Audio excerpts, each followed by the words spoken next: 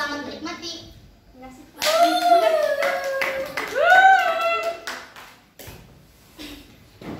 Suatu hari di sebuah kediaman Sultan Hadiwijaya, yaitu Kerajaan Pajang, sang sultan tengah murka besar dikarenakan ia ditolak untuk melamar Rara Swekartima.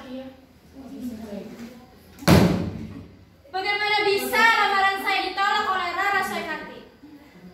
Ini tidak adil. Aku harus membunuh Adipati Wirasaba. Lalu ia memanggil salah satu utusannya untuk pergi berkelana dan membunuh Adipati Wirasaba. Wahai utusanku, kemarilah. Baik Tuan, ada apa? Pergilah kau ke Balai Malang sekarang juga, karena nanti sore Adipati Wirasaba ada di sana. Baik Tuan. Sang utusan pun pergi meninggalkan Sultan Pajang untuk memenuhi tugasnya.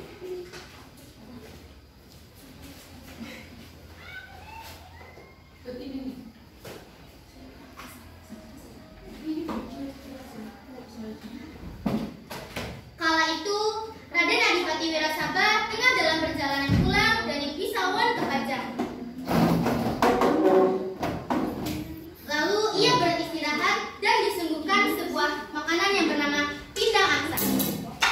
Saat ia tengah asik memakan pindang angsa, ia tidak menyadari bila kuda-kuda yang di depan tengah meronta-ronta karena mereka merasakan bahwa akan ada kejadian yang buruk. Dan tanpa ia sadari pula, ada seseorang yang tengah mengendarai kudanya dengan cepat dan membawa tombaknya yang siap menusuk siapapun yang ada di depannya.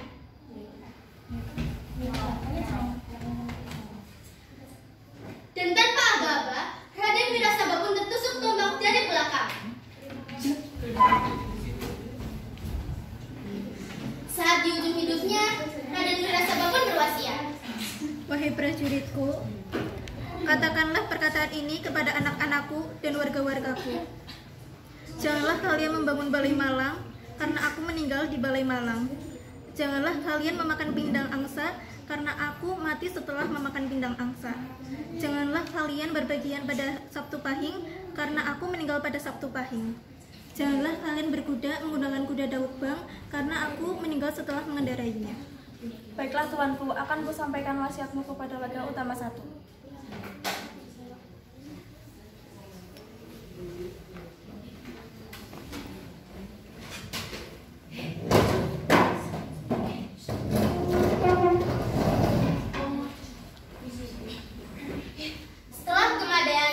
Setelah kematian Raden Wirasaba, Sultan Pajang merasa tidak enak hati. Lalu ia memanggil warga utama 1 untuk datang ke kediaman Raden Pajang. Aduh, wahai utusanku, kemarilah. Ya Tuan, ada apa? Panggillah salah satu keluarga warga utama untuk datang ke sini. Baik Tuan. Setelah pemanggilan, lalu anak-anak dari keluarga warga utama 1 berkumpul untuk mendiskusikan siapakah yang akan berangkat untuk menemui Raden Pajang.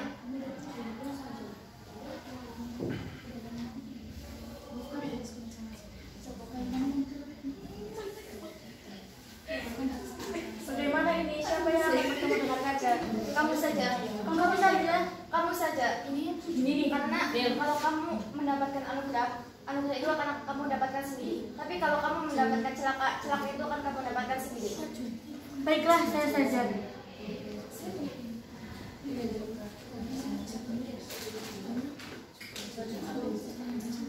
Akhirnya setelah lama berdiskusi, Sukong Haimanglah yang akan menemui Raden Pajang.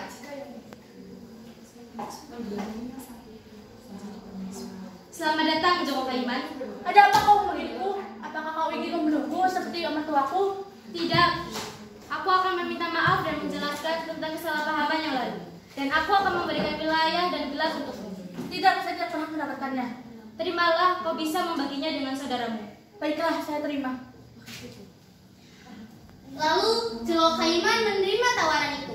Dan ia membagi wilayah yang diberikan oleh Raja Pajang menjadi 4 wilayah. Dan Joko Kaiman pun mendapat wilayah di daerah Kejawan.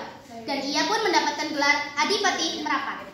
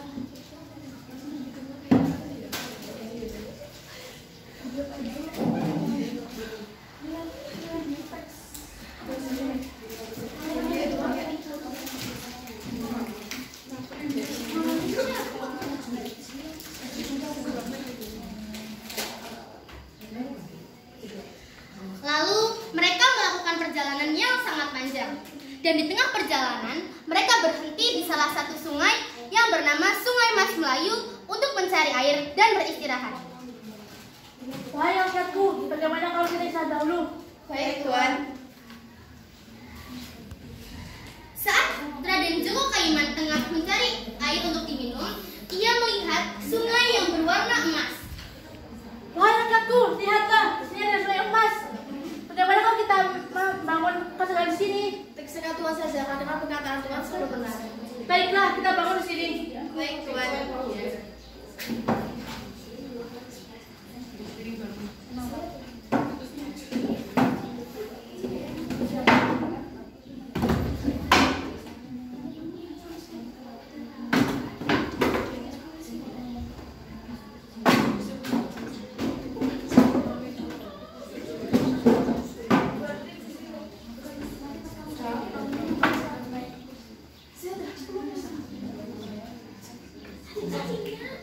Akhirnya selesai juga hubungan ini. Apakah Tuan sudah mendapatkan nama untuk pasangan ini? Sudah. Apa itu, Tuan? Banyumas.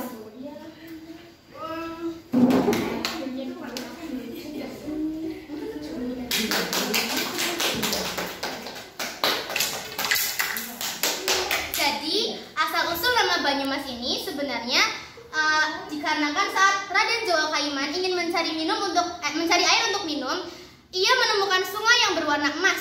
Dan ternyata setelah ditelusuri kembali, kenapa air tersebut berwarna emas? Di sekitar air tersebut terdapat tumbuhan yang berwarna emas dan menjadikan air tersebut menjadi warna emas.